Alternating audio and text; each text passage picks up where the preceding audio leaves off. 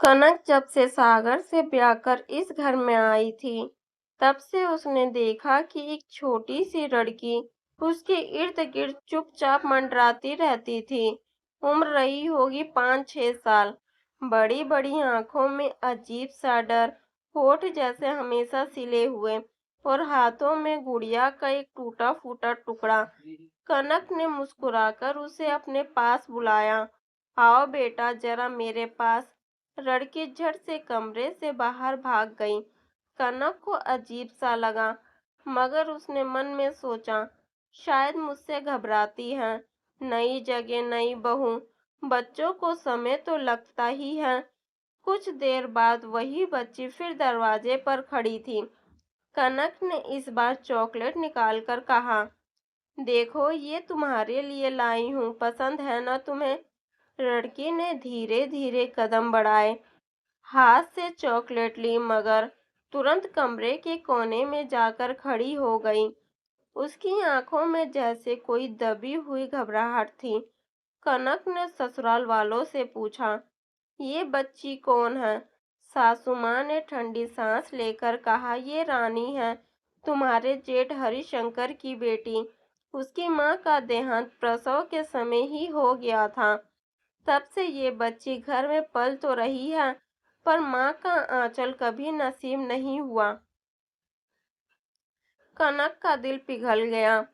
उसने सोचा, ये बच्ची तो बिल्कुल अकेली है। यही वजह है कि ये किसी से खुलकर बात नहीं करती। अगले दिन कनक ने रानी को अपने साथ बैठाकर बालों में चोटी बनाने की कोशिश की।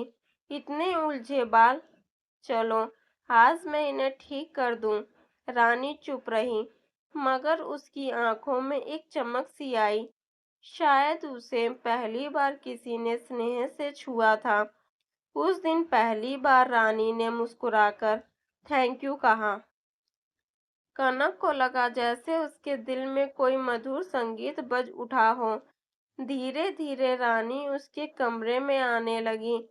कभी स्कूल की कॉपी दिखाती, कभी अपनी गुड़िया। कनक भी उसे कहानियां सुनाती, राजकुमार, परियां और माँ बेटी के प्यार की कहानियां। रानी अक्सर कहती, चाची, मेरी भी मम्मी होती तो मुझे रोज बाल बनाती, मेरे साथ खेलती। कनक की आंखें भर आती। वह उसे सीने से लगाकर कहती, अब से मैं ही तुम्हारी मम्मी हूँ। लेकिन घर में सबको ये रिश्ता सहज नहीं लगता था, खासकर सागर। एक दिन उसने कनक से कहा, तुम क्यों इस बच्ची के पीछे पड़ी रहती हो? वो जेठ की बेटी है, हमारा क्या लेना देना? कनक ने दृढ़ स्वर में कहा, सागर, ये बच्ची माँ के स्नेह से वंचित है।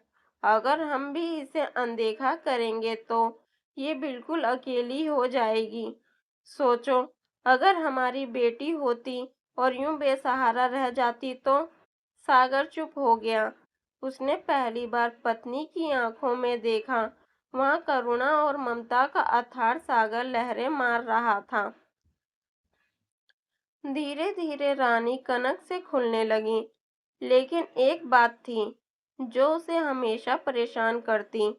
कभी खाना खाते खाते अचानक उसका हाथ कांपने लगता, कभी रात को चीखते हुए उठ जाती। एक रात कनक ने उसे सीने से लगाकर पूछा, क्या हुआ बेटा, क्यों डर गई? रानी ने सिसकते हुए कहा, जब मैं बहुत छोटी थी, सब कहते थे कि माँ मुझे छोड़कर चली गई। सब मुझसे कहते हैं कि मैं अपशगुनी हूँ, तभी माँ मर गई। चाची, क्या मैं सच में ही बुरी हूँ? कनक की आंखों से आंसू बह निकले। उसने रानी का चेहरा थामते हुए कहा, नहीं बेटा, तुम भगवान की सबसे प्यारी संतान हो। माँ का जाना तुम्हारी गलती नहीं है। अब से कोई भी तुम्हें अपशकुनी कहेगा तो पहले उसे मुझसे बात करनी होगी। उस दिन रानी पहली बार चैन से सोई। गांव में त्योहार आया। सब रिश्तेदार घर आए हुए थे। रानी नई फ्रॉक पहनकर कनक के पीछे पीछे घूम रही थी। तभी किसी चाची ने ताना मारा। अरे, ये तो वही अपशगुनी लड़की है, इसके कारण ही तो इसकी माँ गई। कनक बहू, इसे ज्यादा सिर पर मत चढ़ाओ। रानी का चेहरा उतर गया। वो भागकर आंगन के कोने में छिप गई। कनक का खून खौल उठा। उसने सबके सामने ऊंची आवाज में कहा, रानी मेरी बेटी है, और मेरी बेटी को कोई अपशगुनी कहेगा तो ये मैं बर्दाश्त नहीं करूंगी। बच्चा कभी अपशगुनी नहीं होता। बच्चा तो भगवान का दिया आशीर्वाद होता है। सारा माहौल सन्नाटे में डूब गया। सास ससुर भी सिर झुकाकर रह गए। पहली बार सबको एहसास हुआ कि इस बच्ची को तानों से नहीं, प्यार से जीने का हक चाहिए।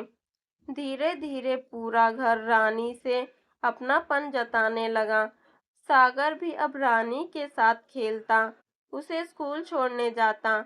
एक दिन कनक मंदिर जाने लगी तो रानी ने उसका आंचल पकड़ लिया। मम्मी, आप मुझे छोड़कर तो नहीं जाओगी ना? कनक की आंखें झलक पड़ी।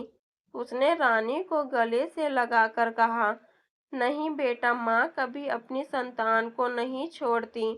उस दिन से रानी के होठों पर डर की जगह हमेशा मुस्कान रहने लगी।